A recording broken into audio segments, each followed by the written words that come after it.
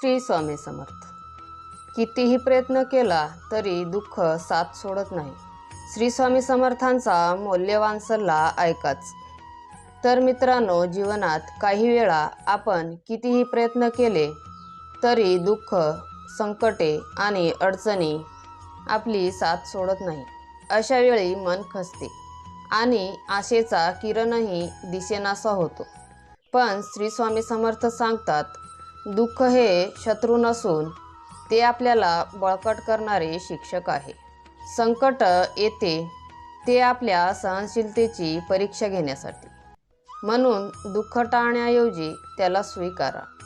मनात नेहमी ओम श्री स्वामी समर्थ हा मंत्र जपा. कारण नामस्मरणाने मनातील भीती, अस्वस्थता नाहीशी होते आणि अंतर्मनात शांततेचा दीप उजळतो. लक्षात ठेवा, दुःख तात्पुरते असते, पण श्रद्धा आणि नामस्मरणाची ताकद कायमची असते. स्वामींच्या कृपेवर विश्वास ठेवा. प्रत्येक दुःख एक दिवस नक्कीच संपेल.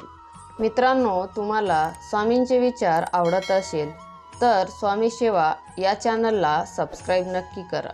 श्री स्वामी समर्थ.